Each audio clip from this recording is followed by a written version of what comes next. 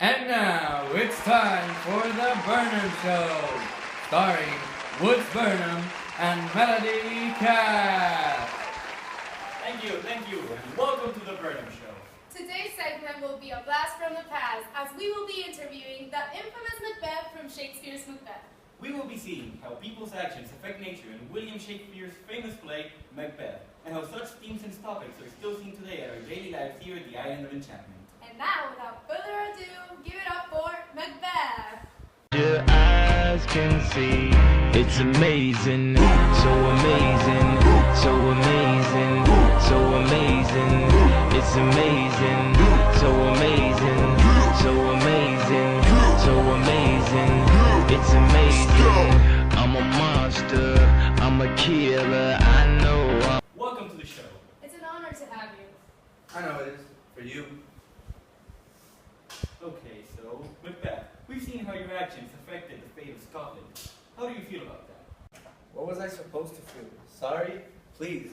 I just wanted to be king. I didn't really care about anybody else. I was thinking about myself. My main goal, fulfill the prophecy. Did you ever think about how your actions would affect your surroundings? Well, not even a little. All I was thinking about was power, power, and righteous power. If nature wasn't my priority list, it would probably be like a -20. I think all I did was okay. But after doing the deed, in this case, killing Duncan, we could see how the environment around you reacted in a negative way. Do you even know how nature reacted to your crime? I'm aware of everything that happened after I killed Duncan.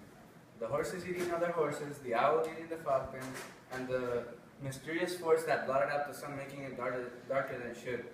But honestly, I don't really care. Are you sure? Not any regrets? Not one bit. Well, that was an interesting answer, Mr. Macbeth. I think we covered everything you wanted to know. Thanks for coming, and it has been a pleasure to have you here. Now let's go to commercial. We'll be back in a few minutes. Don't go away. It's fun fact time! Did you know that Macbeth is one of Shakespeare's shortest tragedies? Did you know Macbeth and King Duncan were blood relatives? I know you didn't! Did you know historical Banquo helped Macbeth kill King Duncan? Did you know Macbeth is the most popular play in the world?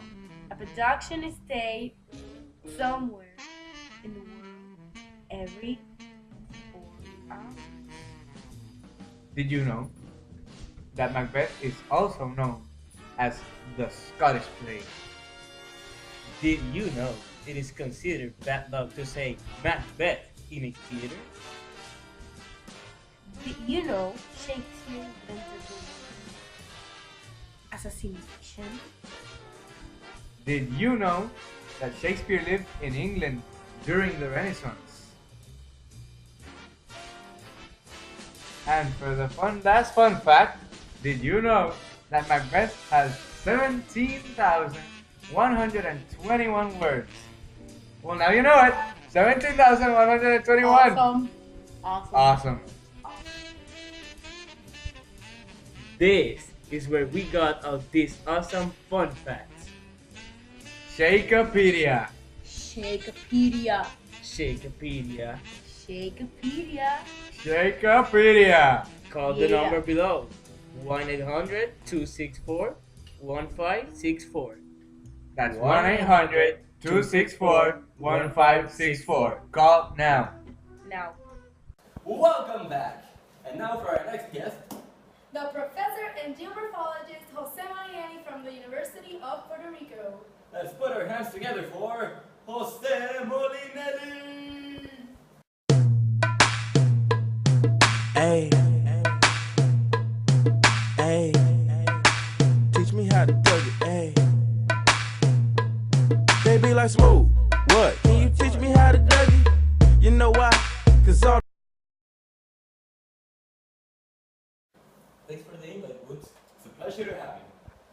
Professor, we are aware that a tragic event occurred during the past months in Bayamon, where a hill collapsed, causing a lot of people to lose their homes. How did this happen? First, let me explain to you a little about these specific hills. They are perfectly stable at their natural state. But when the neighborhood was being built, the builders made a terrible mistake when they were building it. And what is this terrible mistake you're talking about? They made a vertical cut to the hill to construct more houses.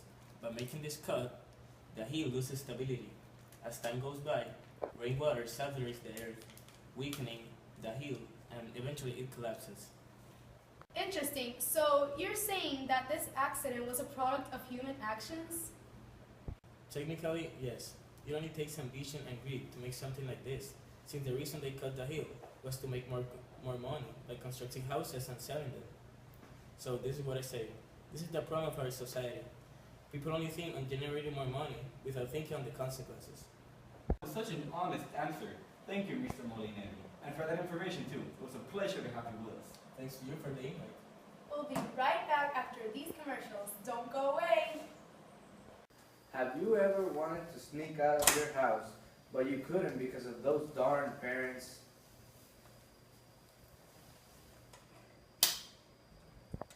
Have you ever wanted to not take a class, but that darn teacher just won't stop teaching? Now you can. Introducing skullcap powder from Dunsinant Incorporated Laboratory. Powder has been in use since the 11th century. You just sprinkle a little in the other person's glass, or if you don't mind being discreet, just throw it in their face. It's guaranteed to work. Why it's so effective? It'll even put to sleep servants with such an important task as guarding a king. Find it at any pharmacy or plant store, but do it fast. There's only a few in stock. For me, I used it last week on my parents, and I was able to hang all weekend, and they didn't even notice. I truly recommend it. Now, to finish our segment, we have one special guest. Let's hear it for Carmen Guerrero, Secretary of the Natural and Environmental Resource Department of Puerto Rico. Thanks for having me. Carmen, according to our information, the bioluminescent bay of Fajardo seems to have stopped shining as it used to. Is there any truth to this? I wouldn't say stop shining completely, but I have been visiting the bay for years, and I can assure you it's not as bright as it used to be. Why do you think this is happening? There are many theories we think are affecting the brightness of the bay.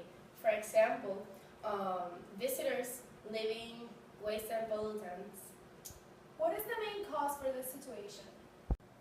One of the theories is that the authority of aqueducts and sewers are carrying out a construction of a pumping station near the bay. Talking about this, let's receive our final guest, Aníbal Melendez, Mayor of Fajardo, where this incident is happening. Go in. Thanks for the invite. Mayor, knowing that this construction affects the bay and the atmosphere around it, why is it being carried out anyways? Well, agencies such as Natural Resources and EPA certify that this construction will not adversely affect the environment. But the construction surely is affecting the bay, leaving sediments all over the place and contaminating it. It's not my fault because I got the permission to do the construction in that area. And you didn't care about the people or the tourists that are no longer pleased with the expectations they had of the bay. Well, this goes way beyond the limits. I think this is all for tonight. Hope you guys understand that how we live today is so different from many years ago. Quite true. Well, thank you for coming out here tonight. Thank you for having me. Indeed. We'll be back after this short break. We are here in Scotland, halfway through Green Week. It's been an amazing week and a very successful one. You said it. We've been all over Scotland, recycling and doing whatever we can do to help the environment. It's almost time for the most anticipated moment of the week, the annual Nature Fest. Woo! This Saturday, we'll have many activities, including seminars about how to take care of our ecosystem and the best ways to stay green. Also, we're going to provide you guys with the healthiest and freshest food from our green market. We'll have some awesome entertainment all night long with our main act, Green Day. And we're going to have a great time with what is my personal favorite, the nature games! There's gonna be apple bobbing Potato sack races. and tree planting races. Get ready to reuse, reduce, and recycle all day long! Don't miss it for anything in the world. It's gonna be nature-rific.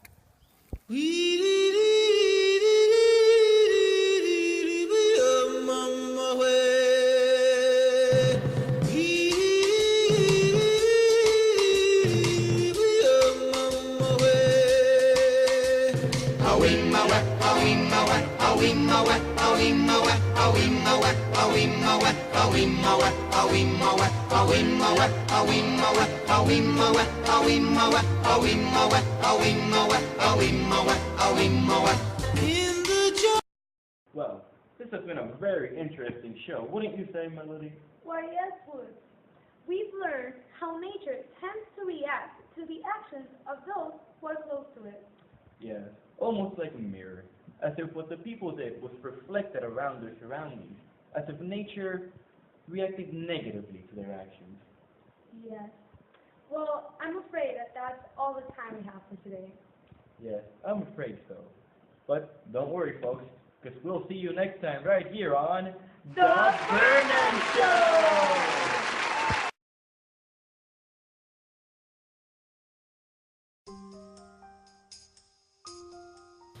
I learned quite a few things from this experience. For one, our respective natural environments sometimes act similarly to mirrors, reflecting upon the actions and decisions that we take.